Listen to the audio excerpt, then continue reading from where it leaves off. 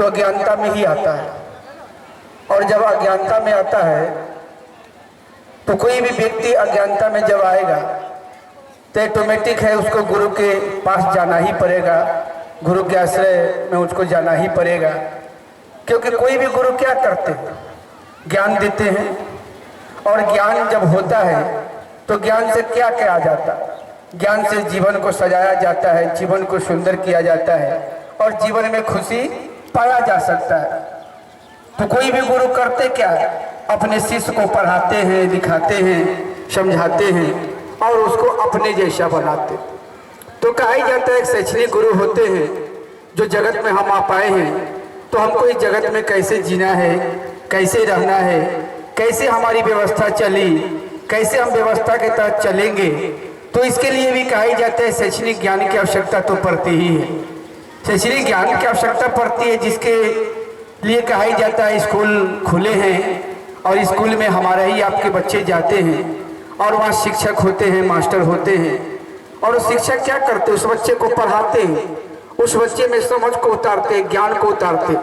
और जैसे जैसे वो बच्चा पढ़ता है तो क्या होता है, धीरे धीरे वो ऊंचाई पर जाता है। और जैसे जैसे ऊंचाई पर जाता है तो देखते हैं ना, हमारे ही आपके समाज के बच्चे पढ़े हैं तो अफसर बन गए हैं, बड़े बड़े पद पर चले गए हैं, एसपी बनते हैं, कलेक्टर बनते हैं, तो हमारे ही आपके समाज के बच्चे बनते। तो वो बच्चा पढ़ा है, वो ज्ञान लिया है और ज्ञान जब लिया है तो उस ज्ञान से उसने जीवन को ठीक किया। क्योंकि ज्ञान दान से बड़ा धरती पर कोई दान नहीं। तो कहा जाता है कि हम धरती पर आए हैं तो हम यहाँ पर रहने थोड़ी आए, हमको यहाँ से जाना भी है, लेकिन जाएंगे कहाँ इस बात की तो जानकारी है नहीं। तो ये ज्ञान कौन देगा? तो ये ज्ञान लेने के लिए तो आध्यात्मिक गुरु के पास जाना पड़ेगा। देखते हैं एक क्रिया गुरु होते जो हमको आपको कान फूंकते हैं और कान फूंक के क्या करते, मंत्र देते हैं और कान फूंक देते हैं। जो हम लोग जिसको कहते हैं ना सिख होता है, हमारे माता पिता हम लोग को सिख करते हैं, यानी गुरु के आश्रय शरण में भेजते हैं। और वो गुरु क्या करता है, हमारे आपके कान को फूंकते हैं, मंत्र बताते हैं और वो कहते हैं कि इस मंत्र को आप करेंगे तो आपके जीवन में रिजल्ट आएगा, परिणाम आएगा। लेकिन मेरे जीवन में परिणाम आ रहा है कि रिजल्ट आता है कि नहीं आता है, सो तो कहने की आवश्यकता नहीं है। क्योंकि आज हमारे ज्ञान का क्या रिजल्ट है वो तो हम आप देख ही रहे। क्या देखते हैं, अज्ञानता में हम लोग लड़ रहे हैं, अज्ञानता में झगड़ रहे हैं, अज्ञानता में आज भाई भाई को नहीं समझ रहा है, बाप बेटा को नहीं समझ रहा है, सास पुतों को नहीं समझ रहा है। ये क्या है? अज्ञानता है। अगर ज्ञान होगा तो ये सब खत्म होगी। ज्ञान क्या करता है? प्रेम देता है। ज्ञान जो है प्यार सिखाता है, प्रेम सिखाता है। तो कहा जाते हैं गुरु होते जो क्रिया गुरु होते, जो क्रिया के तहत क्या करते, शिष्य बनाते। और एक सदगुरु जो होते हैं वो भी क्रिया के तहत हमको आपको क्या करते हैं, मंत्र को देते हैं। और सदगुरु से अगर हम आप जुड़ते हैं तो क्या करते हैं, हमको आपको वर्जना भी लगाते हैं, शर्त भी लगाते हैं, कंडीशन भी लगाते हैं कि आपको मांस मछली नहीं खाना है, आपको फलना सामान छोड़ देना है। तो क्या करता है जी, जो आदमी इस बात को समझता है वो मानता है। तो कहा जाता है कि सदगुरु भी चाहते हैं तो वो भी क्या करते हैं, अपनी दया से उस शिष्य के अंदर उस परमात्मा के प्रति उसमें आवेश जगाते हैं, उसमें आवेश जगाते हैं। तो ऑटोमेटिक है। तो जिस शर्त से वो जुड़े हैं उसी शर्त के तहत हमको आपको जुड़ेंगे। तो भाई उस शर्त में अगर हम रहेंगे तब तो जुड़ सकते हैं, नहीं तो नहीं जुड़ सकते हैं। और जगत गुरु के बारे में कहा जाता है कि यहाँ तो कोई शर्त, कोई वर्जना, कोई शर्त, कोई कंडीशन लागू नहीं, क्योंकि तो जगत के गुरु है ना और पूरा जगत उनका है, पूरे जगत की व्यवस्था उनकी है। तो साहब कहते हैं कि महादेव के गुरुकुल में कोई वर्जना, कोई शर्त, कोई कंडीशन नहीं है।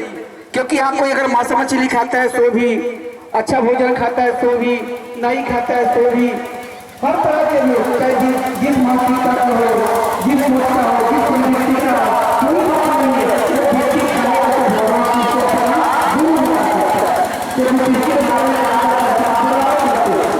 गुरु के गुरु है, गुरु के अधिपति है,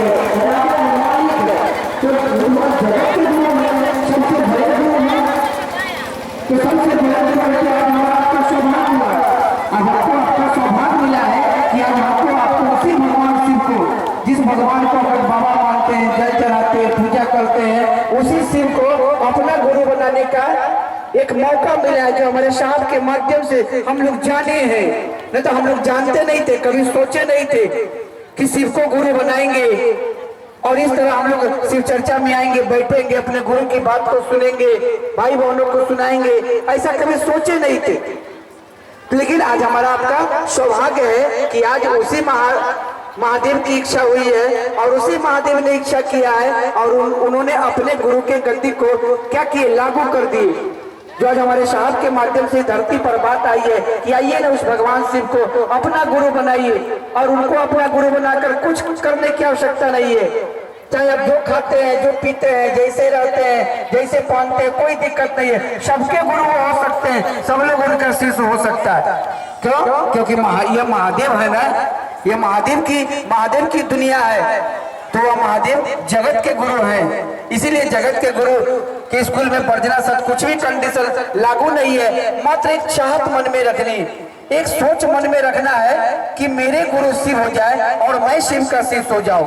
और इसी चाहत से क्या होता है, कोई भी व्यक्ति शिव को गुरु बनाता है। तो साहब क्या कहें, 3 सूत्र दिए हैं, जो 3 सूत्र हम लोग अपने व्यवहारिक जीवन में जैसे जैसे उसको करने का प्रयास करते हैं, क्या होता है, हमारे आपके मन के मनोभाव बदल रहे हैं, मन के दशा और दिशा बदलता चला जा रहा है। और गुरु की दिया है तो आज हमारा आपका मन जगत के आकर्षण में रहते हुए गुरु की दिया से क्या हो रहा है, हमारा आपका मन अब उस परमात्मा के आकर्षण में जा रहा है, उस परमात्मा के आकर्षण में जा रहा है ना। तो धीरे धीरे वो परमात्मा क्या करते हैं, हमारे आपके मन को जगत से उठाते हैं और जगत को उठाकर धीरे धीरे उसमें आवेश जगाते हैं और उस गुरु से एक सुनिश्चित कराते हैं, उस गुरु से मिलाते हैं।